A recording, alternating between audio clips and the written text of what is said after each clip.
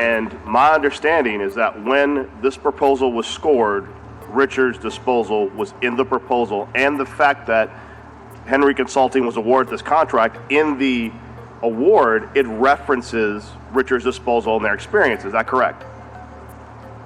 No, I'm not aware of that latter point that you just made. So when there was no reference to the sub whatsoever in the awarding of this contract, that's your position? No, in Henry Consulting's proposal, of course, they referenced who their proposed subcontractor being Richards. Were they given points by having Richards Disposal in the contract? I can't speak to the selection committee scoring. Okay, I think someone else is going to tackle that. I guess my question is, it's very disconcerting to me and the public, and for the purpose of transparency, if you have a group come up and say, here's our team, and you score the team, and then there are some issues, and a member of the team is kicked out, the city's position, and you represented is, we don't care who the team is. Well, if you scored the team, and then the team changes, I think that it is very reasonable for the public to go, that doesn't look right. Because if you scored, at this point, based on what you presented to us, you scored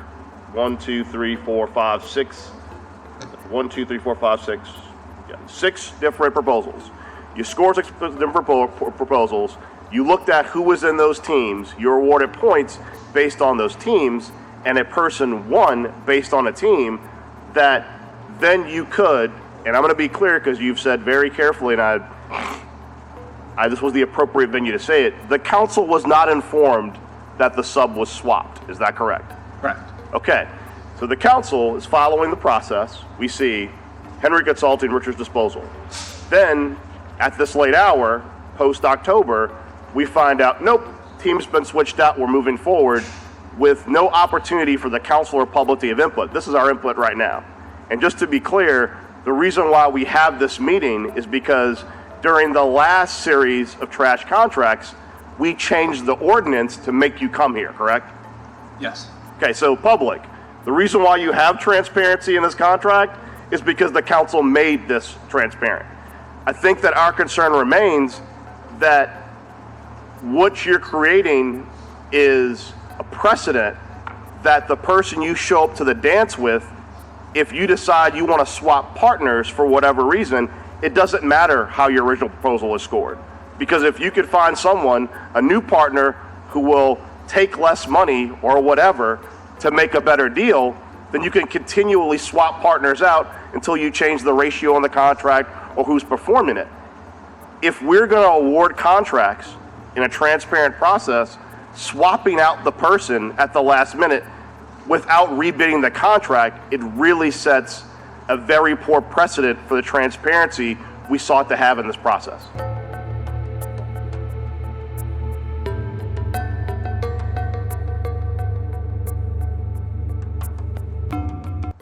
Are you paying Clean Force less than what Mr. Richards was requesting? Well, we're not paying anyone at this point in time, let's be clear. Well, I know that, But you're talking about as it relates to the agreement that we've reached with Clean Force versus the one that we've reached with Richard? that you versus had, Richard's or proposed. that they say they had. Yes, You're paying Clean Force less? yes. How much less? From which number? I mean, from the From, number I guess we if it offered was- Richards to the number they requested to. Richards said that it was a, roughly $2.6 million fixed price annually. How much less would that be for Clean Force? Roughly $2 million. So you're paying, Not the delta of $2 million, the actual dollar values. so $2 million Clean Force is roughly $2 million. Okay, thank you. And I want to make sure I have that. a follow-up question, Mr. Torrey. Mr. Torrey, as I understand it, with the waste pickup, that's a fixed cost the city pays, correct? The contract specifies that the city will pay a fixed cost for the solid waste and recycling collection service for this contract. Did the city request Henry Consulting to renegotiate that rate? The city has no role in Okay. Henry Consultant's negotiations with their subcontractors. Thank you. So I want to make sure you guys understand. We're managing an $8.2 million project. Okay? And we have to. My understanding is part of the disagreement with you and Richards was that you believed there should have been a lesser amount, and they disagreed. Is that correct? I'm just trying to follow. Right. What I believe is that we wanted to pay Richards for the work that they were actually performing and not for work that they were not going to perform. Okay. Okay. So, Richards Disposal, when you guys went to the city as a team, had an idea of scope of work. You disagreed subsequent to that meeting what that scope would be. The scope was, yeah, the two items are the scope, yes. Okay. Mr. Torrey has represented repeatedly the city pays a fixed rate Yes, per location for Yes. curbside pickup. yes. Not per location, fixed rate in total. Okay, fixed dollar rate in amount. total. What was the additional work that Richard thought it was entitled to do that you disagreed with, which led to the disagreement? So upon negotiating and getting actual facts and not going through the procurement, we were done with the procurement, we later understood that the number of the house count was a different house count. In our proposal, as we said, we risk adjust. Anytime we get subcontractor proposals, we have to make sure that they're valid and meet our requirements to manage it. So in doing that, we never thought that the assumption would be that there are actually 5,500 houses that are there. But we priced this across all of the categories today. So when we got to a decision and we're going forward, we recognized what the actual house count was. And what we asked Richards to do is, hey, can you receive compensation for the work that you're performing and not for what you're performing? Because we have other categories of work scope that are listed there that will require the attention and the resources and the flexibility to make sure the entire French Quarter is being properly managed. Yes, my question, this is for Mr. Torrey. If I look at the original proposal, which is $7.8 million, and that was the one that Richards was in, right? Right, all right. And that was based upon a house count that was apparently wrong. Why I see the agreement goes up based upon these different requirements you're making upon Henry Consulting, but why didn't the original proposal amount go down based upon the erroneous count of houses or businesses? So hold on, before Mr. Torrey answers that, we documented in our assumptions what the house count was. Okay, in our proposal, because we wanted to make sure that there was an apples to apples evaluation that Mr. Torrey could do. Once that assumption was validated or invalidated, that's when we made the adjustment.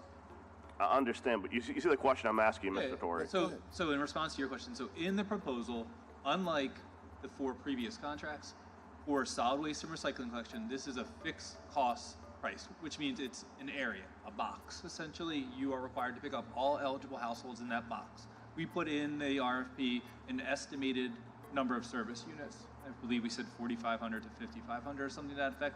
It was not a specific number, and we said you are responsible for picking up every eligible household in the box, whether it's 4,200, 4,500, 4,700, 4,900. We're not trying to be specific. We're saying you're being paid a fixed cost and you're responsible for that.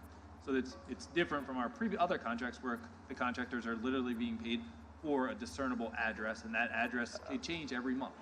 I hear you, but what I've heard from Mr. Henry is that upon reviewing the households that would be involved, they would be doing less curbside pickup than initially thought. My question is that we're paying a fixed amount per unit, and that number is lower than the base proposal before you add on the extras should have gone down.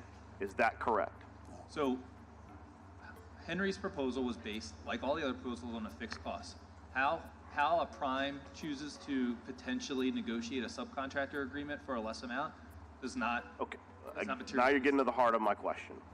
So, if we pay him for 4,500 houses, You pay a number. Let's not okay, say number, unit. let's say. Well, no, but I guess this is where I'm confused. We're paying him, this number is based upon, you thought would be a maximum, let's say, of 4,500 houses, okay?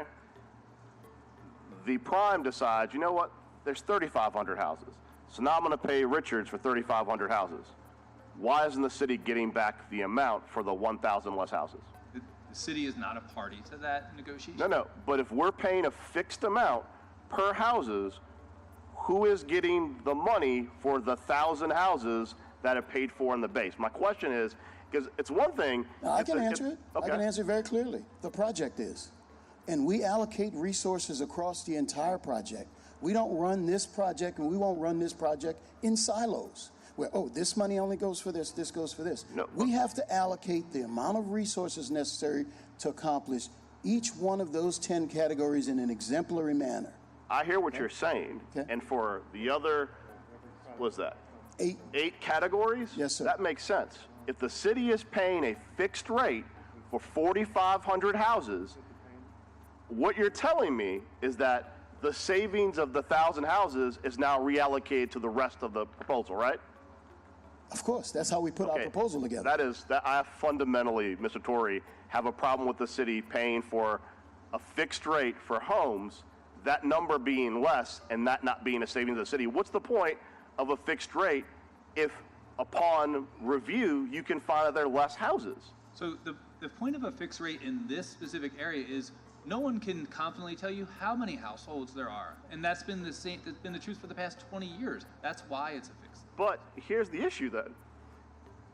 If you are paying for 4,500 houses, Can I just ask you to stop saying we're paying? We're not paying for any number of households. We're paying an amount. sorry, you're paying for 45, Thank you. you're paying a 8.2 fixed amount million. for 45, We're paying $2.6 million a year. for, yes, solid but waste you're recycling saying collection. it's a fixed amount based upon what? It's a fixed amount for picking up every eligible household in that area. And how'd you come up with that amount? How do we come up with what, the estimated amount? Yep. Because we know generally how many households there are, but we don't know Okay. specifically. So, It's range. so if you know that's generally the range, but that amount of the contract is allocated for curbside pickup, and the city is basing that amount upon that many households, I have 2 primary questions. One, why have the illusion of a fixed rate at all then? Just say we're going to pay this amount for trash pickup. The fact that you based that amount upon an estimated amount of trash that we picked up, you say, I guess my frustration is you differentiate between curbside pickup and the rest of the contract, almost like a bid inside of a professional service contract by saying, we're paying this amount for the estimated this amount of pickups, correct? But we think it's going to be around this amount. That's No. how the number is generated. No. Then explain it to me again. Again, we say that for solid waste and recycling collection, whoever the contractor was responsible for picking up every eligible household in the service area. And then to be able to give the contractor the ability to create a price proposal, we gave them an estimated range of households in there, which was not definitive, right? So it's a price to pick up the service area, and that's what it's a but fixed price. but right, and the Not a fixed. fixed price per unit, a fixed price for the entire area. And how did you estimate the amount of that fixed price? We did not estimate it. The contractors submit those price proposals. All of the different contractors that submitted proposals based their proposals upon what you estimated that pickup would be, correct? Yes. And that was how many potential units? So I'm not going to speak. Sorry, units. How many potential pickups? However you want to phrase that. I'm not going to speak for all 6 contractors, but if I was bidding on this, and given that it's the French Quarter and DDD, and it's such a unique area, you're bidding on more the amount of time it takes to service that area with 2 trucks, and then you're going to do your pricing based on that. You know it's going to take this amount of time to service the area. You don't know whether it's, again, 3,800, 4,200, 5,200 units. You know it's going to take this long to run that route and pick up the households there. Okay. That's what you do your pricing based off of. I guess the question, okay. This conversation is generating so many questions for me, and I feel like it's representative of the public as far as how we came with the amount that would be allocated for curbside pickup. And every time this was represented to me by any trash company that does primarily curbside pickup, and I guess Mr. Torres, Mr. Romelli can speak to this, you base how many trucks, what the routes are going to be, based upon how many potential pickups you have. And from your analogy, that's what you would do as well, correct?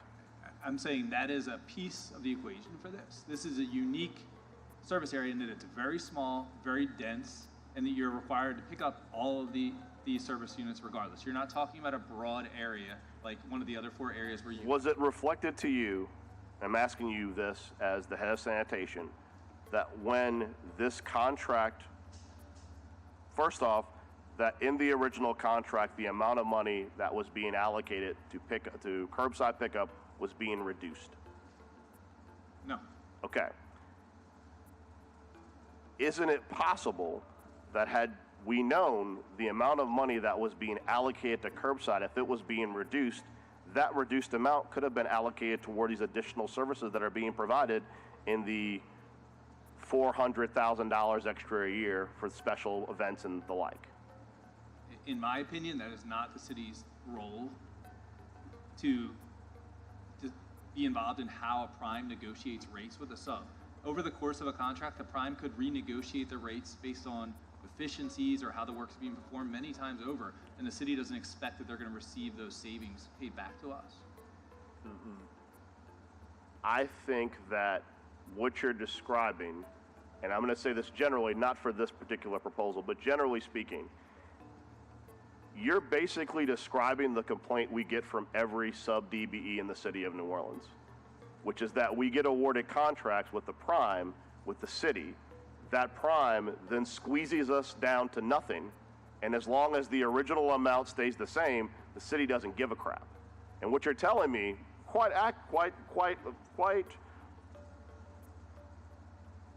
what you're telling me is that as long as the work is performed, we don't give a damn how the subs are treated.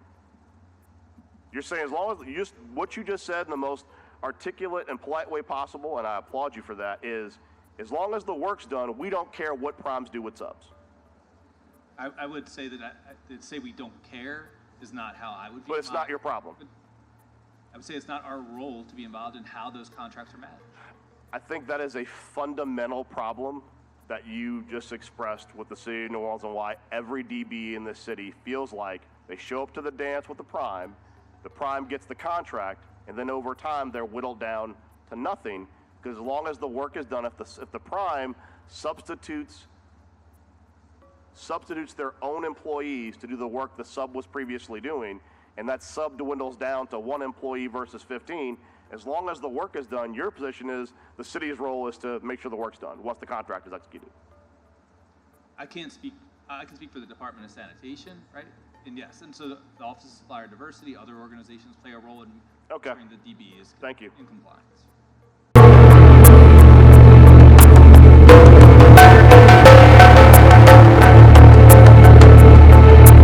I have a quick question before he comes back down to me for closing. My understanding is Clean Force is the sub to KBS, correct? Correct. Does Clean Feet own trucks? No. So currently, the person that is in this team that will be doing all of the sanitation, it's immaterial as to whether Mr. Richard has old trucks or young trucks, he has trucks. The current group that is now the partner does not own trucks. Correct. Okay, thank you.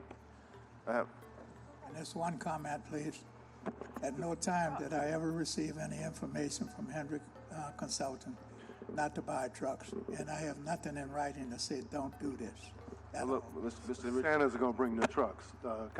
Councilmember Wait, who's Marino. got the trucks then? So Clean Force manages a company R2, which has the trucks that provide the trucks that took over, was as referenced when Ramelli exited this space a year ago. So R2 owns and operates the trucks.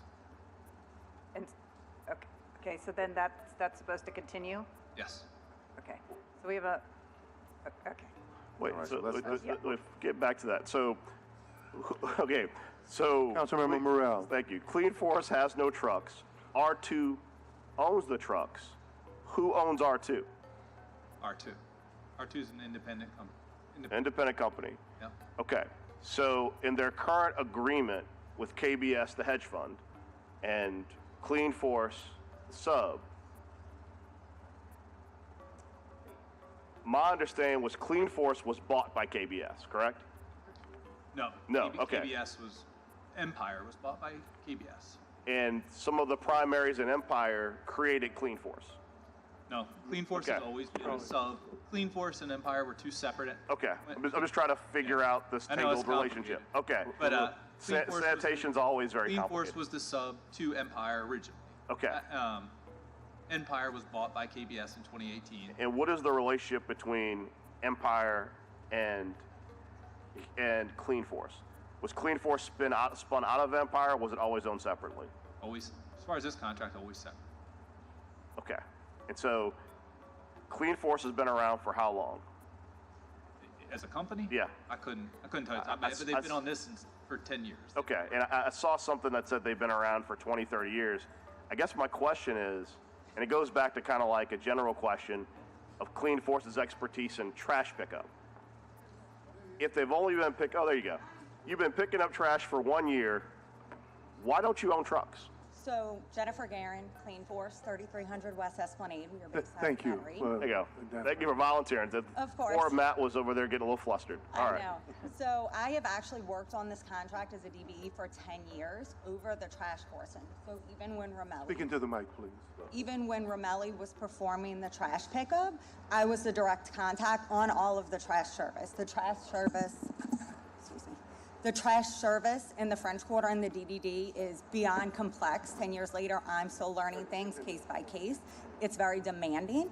I have always been the point of contact on this. So even, like I said, when Mr. Romelli had it, and then now that R2 has it, I am the direct point of contact. I manage all operations. And R2 does currently own their trucks. R2 has some issues with bonding because they are a newer company in the past 10 years. But again, I could give you 30 letters of recommendation for trash pickup in the city under Wait, what I'm so managing. R2 is doing the trash pickup? Currently, yes. And under me. So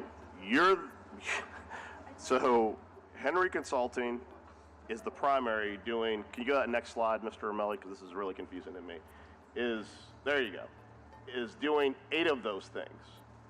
You will be doing solid waste collection, recyclable materials collection, correct? Correct. R2 will actually be doing it, and they'll be subbing from you. Correct. So you got the work as a sub. Is R2 a certified DB? I'm not sure. Okay, so you are the certified DB to Henry Consulting, but the group actually doing the work for those 2 parts, Mr. Torrey, I think I'd like to know whether or not R2 is a certified DB. Thank you.